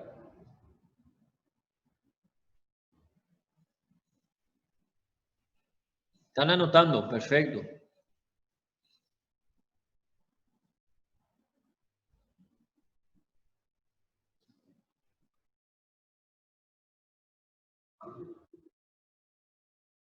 Así mismo. Por eso es el tipo de bilirrubina que está más aumentada en las obstructivas. Está muy aumentada, que comienza a pasar en la circulación, es eliminada por los riñones y por eso el paciente manifiesta coluria. ¿Ok? Ok. Bueno, clínicamente, ¿cómo se manifiesta? Como todo lo que vinimos viendo hasta ahora, en todas las patologías biliares, vamos a decir, el protagonista principal es el cólico biliar. Solamente que en este caso, el cólico biliar es mucho más intenso. El cólico biliar se da en crisis a repetición y por eso se llama subintrante o reentrante, ¿entienden? No es solamente ese un episodio de cólico. El paciente tiene varios episodios de cólicos a repetición. Antes mismo de que termine ese primer cólico ya vuelve a aparecer otro. Por eso se llama subintrante o reentrante. Y si a esta característica del cólico se agrega ictericia, entonces con más razón vamos a pensar en la presencia de coledocolitiasis, ¿verdad? El paciente con ictericia, que tiene coluria, acolio y prurito. Todos estos síntomas, 4 en realidad, ictericia, coluria, acolia y prurito, forman un síndrome que se llama síndrome coledociano. Todos estos signos indican que alguna cosa, la mayoría de las veces un cálculo, pero puede haber otras cosas, está obstruyendo el colédoco. Y a eso es lo que llamamos síndrome coledociano. Fíjense la comparación de lo que es una coluria con una orina normal, la acolia fecal, la falta de coloración de las heces. El prurito, que puede ser tan incapacitante, muchas literaturas describen, fíjense para que tengan una idea, que algunos pacientes buscan sacarse la vida de tan intenso que es el prurito en casos de hiperbilirrubinemia muy acentuada, sobre todo en las causas neoplásicas, ¿verdad? Cuando la causa de la ictericia es por una obstrucción, por un tumor, la ictericia suele ser mucho más marcada, el prurito suele ser mucho más marcado, y hay algunas literaturas que describen que el paciente busca sacarse la vida de tan intensa que es el prurito, fíjense. Bueno, ecográficamente, si bien dijimos que la ecografía es el estudio hoy ideal hoy día prácticamente para ver la litiasis vesicular, para estudiar la vesícula. Sin embargo, no es el método ideal para ver el colédoco, para estudiar el colédoco. Lo único que nos puede aportar es la información del colédoco en su tercio superior, ya que ustedes recuerdan por anatomía que el tercio medio e inferior están ocultos detrás del duodeno y dentro del propio páncreas. Entonces, no se puede ver el colédoco en toda su extensión en una ecografía. Solamente nos puede informar que el tercio superior del colédoco está dilatado y eso resulta también bastante útil, ya que nos da la noción de que hay algún proceso obstructivo en el tercio inferior. ¿Entienden? Si algo está obstruyendo el tercio inferior, el tercio superior se dilata, ¿cierto? Muy bien. En algunas ocasiones, solamente en el 50 a 75% de los casos, también la ecografía puede ver cálculos en el colédoco. Ahora bien, el mejor método diagnóstico para visualizar cálculos en el colédoco es la colangioresonancia, una sensibilidad mayor al 90%, como ven en esta imagen, donde se puede ver múltiples defectos de relleno que corresponden a múltiples cálculos en el colédoco, ¿verdad? Y como pueden ver, la imagen es espectacular, la de la colangioresonancia. Nos va a mostrar todo el árbol biliar, no solamente el colédoco, todas las vías biliares intrahepáticas, incluso el conducto de Wirsum, ¿ok? Todo el árbol biliopancreático nos demuestra la colangioresonancia, ¿ok? Es el estudio de mayor sensibilidad. Esto vamos a pasar porque es motivo de estudio en las ictericias neoplásicas. Y nada más para poner en práctica, para llevar a la práctica y ustedes van a reconocer fácilmente. Estamos entonces ante un paciente con ictericia obstructiva. Pensamos, y la causa más frecuente es cálculos en el colédoco, ¿sí? Pero fíjense que básicamente el paciente no se encuentra en mal estado general, no presenta fiebre, no presenta leucocitosis, ¿ok? Es casi comparable con el cólico biliar, es una situación de obstrucción mecánica, en este caso la obstrucción mecánica del propio colédoco, ¿cierto? Quedamos por ahí, vamos a ver cómo encontramos el caso clínico. En este caso, un paciente de sexo masculino, 58 años de edad, acude al servicio de urgencias por dolor abdominal de aproximadamente 24 horas de evolución, de inicio súbito, localizado en epigastrio e hipocondrio derecho, de gran intensidad, de tipo cólico, que irradia en dorso. Prácticamente un cólico biliar, ¿verdad? Que se acompaña de náuseas, vómitos, pero ese cólico biliar se acompaña en este caso de coloración amarillenta de piel y mucosas y coluria. Entonces estamos prácticamente ante una ictericia obstructiva, ¿cierto?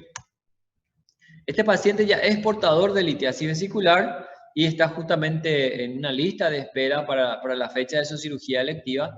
Entonces, justamente en esta espera que muchas veces suele ser larga, justamente los pacientes se complican, como en este caso, como una coleocolitiasis, ¿verdad?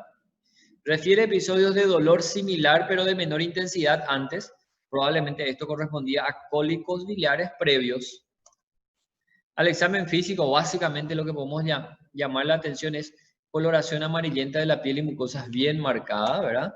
Y fíjense el laboratorio, hemograma normal, no hay ningún proceso todavía aquí inflamatorio o infeccioso. Es un proceso mecánico de las vías biliares en este caso, ¿verdad?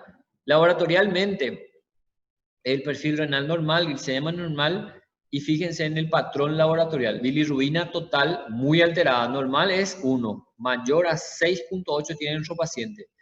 Predomina la directa. Aumento importante de la fosfatasa alcalina y de la gamma GT. Acá faltó la gamma GT. Transaminasas ligeramente alteradas. Amilasa normal. Entonces tiene totalmente ese patrón laboratorial que ustedes anotaron ahí. Ese patrón obstructivo. Entonces con más razón apoyamos el diagnóstico de coleocolitiasis. La radiografía de tórax, normal. ¿Qué nos da a entender eso? Que no hay ninguna repercusión pulmonar, no hay ningún derrame, que nos habla de un proceso más grave, más sistémico, ¿verdad? En la ecografía, efectivamente, vemos colédoco de 12 milímetros, sabiendo que lo normal es hasta 6 milímetros, ¿ok? Y aquí vemos que el colédoco está de 12 milímetros, entonces está dilatado. Y efectivamente presencia de litiasis vesicular múltiple que apoya aún más nuestra sospecha diagnóstica. Esta es la imagen que le dije que en ocasiones la vesícula biliar puede llegar a ver, pero la ecografía puede llegar a ver cálculos en el colédoco. La impresión diagnóstica, ictericia obstructiva por probable coledocolitiasis más litiasis vesicular, ¿cierto? Y fíjense lo que les dije otra vez, este paciente está con una obstrucción mecánica de la vía biliar, pero no está con un cuadro infeccioso, no está con un cuadro séptico, no está con una repercusión sistémica, no está disneico, taquicárdico, febril, cosa que sí vamos a tener en el paciente con colangitis que ustedes vieron con el doctor Maki, ¿verdad? Básicamente entonces vamos a tratar de comparar. Cólico biliar es un cuadro mecánico, ¿verdad? No hay inflamación. El siguiente paso del cólico biliar es la colecistitis aguda, que sería el proceso inflamatorio infeccioso, ¿cierto? Coledocolitiasis es un proceso mecánico de obstrucción de las vías biliares donde el paciente todavía no tiene proceso inflamatorio. El siguiente paso de la coledocolitiasis será la colangitis, que sí es un proceso infeccioso mucho más grave que todo lo que mencionamos hasta ahora, que ustedes ya hablaron con el doctor Maki. Entonces, más o menos para hacer una secuencia evolutiva nada más de estas situaciones. ¿Cuál es la conducta? ¿Qué les parece? ¿Qué hacemos con este paciente que tiene cálculo en el colédoco?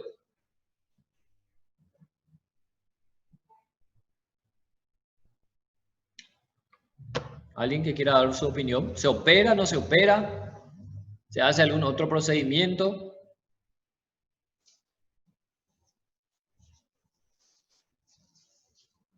¿Están ahí? Sí, estamos. Bueno, le voy a hacer otra pregunta entonces. Algo que ya estudiaron.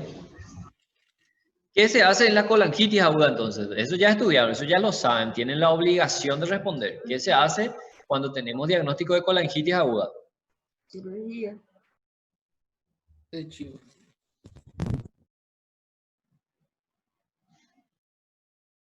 ¿Vas a operar directamente cirugía o se puede hacer un procedimiento?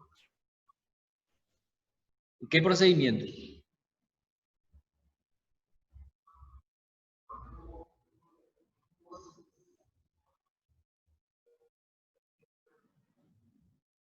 No, eso es solamente para la colecistitis aguda. Yo estoy preguntando para la colangitis aguda, lo que ya estudiaron con el doctor Maki en la clase del viernes pasado tal vez, ¿verdad? ¿Cierto? ¿Estoy en lo correcto o no? Ya estudiaron colangitis aguda, ¿cierto? Sí, profe. Colangitis que es la infección de la vía biliar, no colecistitis aguda, no confundan los términos. Ahora, ¿qué se hace en la colangitis aguda? Cuando hay una infección de la vía biliar, ¿qué se hace? Clase del doctor Maki.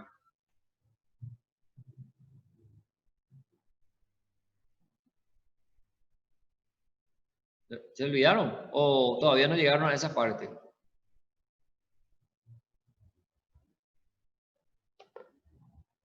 Bueno, les voy a contar entonces.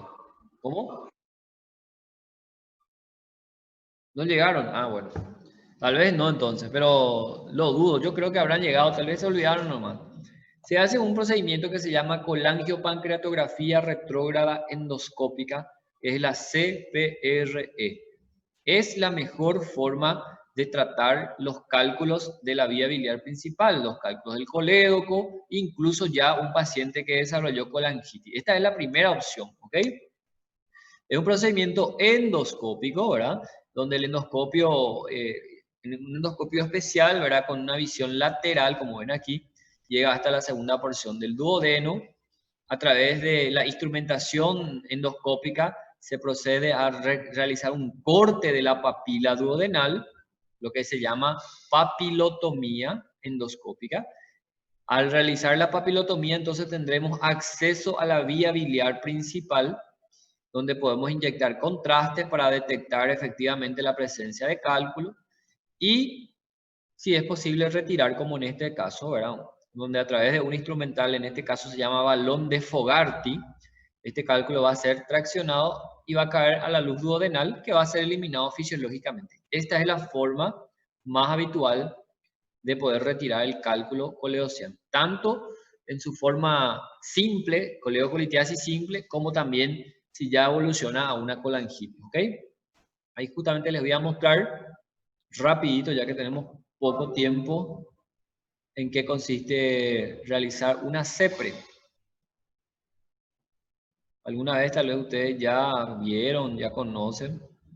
Aquí vamos a ver. Entonces ahí estamos en la segunda porción del duodeno. Este es un procedimiento endoscópico, ¿ok? Segunda porción del duodeno, ahí está la papila, el orificio de la papila. Ahí se va a canalizar la papila. Se va a introducir lo que se llama una guía hidrofílica, que literalmente está entrando ya en el colédoco, ¿cierto? Ahí nos va a mostrar después la imagen de radioscopía. Ahí está la guía hidrofílica. Esto no es el colédoco, esto es el endoscopio, ¿sí? Esta es la guía hidrofílica dentro de la vía biliar principal. Y ahí se envía contraste para teñir la vía biliar, ¿verdad? Es una combinación de procedimiento endoscópico con radioscopía, ¿verdad? Ahí se va a proceder a cortar la papila. Papilotomía se llama eso. La papila estaba bombada, dando a entender que el cálculo está impactado en este sitio. Papilotomía, fíjense, literalmente vamos cortando la papila. Y al mismo tiempo ya se va percibiendo la salida de ese líquido retenido espeso, bilis. Esto probablemente ya es un paciente con colangitis aguda. Y cada vez más esto se va transformando en pus. ¿Ok? Ahí enseguida van a percibir ustedes la salida a presión del cálculo que está impactado aquí. Ahí se va a ver el cálculo enseguida. Ahí está el cálculo. Y eso va a salir a presión porque está impactado ahí, ¿verdad? Un poco más de corte y vamos a ver aquí saliendo el cálculo a presión. Y posterior al cálculo, ahí va a salir el cálculo en cámara lenta. Salió el cálculo y a presión después el drenaje de bilis turbia, casi purulenta ya. Y eso es el procedimiento de CEPRE, un procedimiento que combina la endoscopía con la radioscopía, ¿verdad? Y sirve para la extracción de cálculos, ¿ok? Ese es el procedimiento de elección y eso es lo que vamos a hacer en nuestro paciente en cuestión y eso es lo que deberían responderme ustedes cuando le pregunté sobre la colangitis, ¿ok? Bueno, obviamente este procedimiento, voy a acelerar un poquitito porque tenemos 2 minutos, este procedimiento tiene algunas complicaciones que les voy a dejar acá, ni siquiera les voy a comentar para poder terminar, ustedes van a analizarlo. Una de ellas, por ejemplo, es la pancreatitis, hablaron con el doctor Agüero que una de las causas de pancreatitis es la CEPRE, ¿cierto? Bueno, esto tienen que dominar, chicos, ¿ok? ¿En quiénes indicamos CEPRE? Necesitamos de criterios de indicación, ¿verdad? Tenemos criterios muy fuertes que son colangitis aguda, bilirrubina mayor a 4 y coledocolitiasis efectivamente visualizada por algún método imagenológico. Solamente uno de estos es suficiente para indicar CEPRE por estos criterios muy fuertes. Los criterios fuertes son colédoco dilatado sin evidencia de litiasis, pero colédoco dilatado mayor a 6 en vesícula in situ y mayor a 10 si el paciente ya fue colecistectomizado, o bilirrubina alterada pero que no llega a criterios muy fuertes, es decir, entre 1.8 y 4. En este caso necesitamos la presencia de ambos al mismo tiempo para indicar CEPRE. Y los criterios moderados e intermedios hoy día ya no son indicaciones para hacer CEPRE. ¿Okay? Entonces esto vamos a dejar de lado. Lo que quiero que sepan es los criterios muy fuertes, uno de ellos es suficiente, y fuertes, los dos tienen que estar presentes. ¿Okay? Ahora, puede ocurrir la situación que la CEPRE no resulta terapéutica, esa CEPRE no pudo sacar el cálculo. Ahí sí abrimos mano de los procedimientos quirúrgicos y nada más a modo de información, esto no vamos a exigirles, ¿verdad? El procedimiento para sacar los cálculos por vía quirúrgica es la primera opción por vía transcística. Tratar de sacar el cálculo por el propio conducto cístico, ¿ok? Aquí ven ustedes. Y si no se puede sacar por el conducto cístico, vamos a tener que abrir el colédoco, introducir instrumentales a través del colédoco para retirar el cálculo. Ejemplo, en este caso, este instrumental se llama canastilla de Dormia. Ya he visto una pregunta en cirugía, en residencias, que preguntaba, el instrumental utilizado para la extracción de cálculo se llama canastilla de Dormia. ¿Ok? Siempre que abrimos el colédoco, hacemos una apertura del colédoco, tenemos que cerrar posterior a la extracción, ¿cierto? Ahora, el riesgo de cerrar es que esto cicatrice y estenose el colédoco. Siempre por eso tenemos la obligación de dejar un tubo de Kerr que va a mantener permeable el colédoco mientras persista el proceso de cicatrización, ¿ok? Y con eso terminamos entonces la clase de hoy, terminamos el tiempo. Aprovecho para despedirme antes que nos corten la transmisión. Y en la semana que viene vamos a estar haciendo algunas preguntas de retroalimentación de toda la clase biliar, ¿ok? Nos vemos la semana que viene. Gracias, profe. Gracias, profe. Tchau, tchau. Graças, prof. Gracias.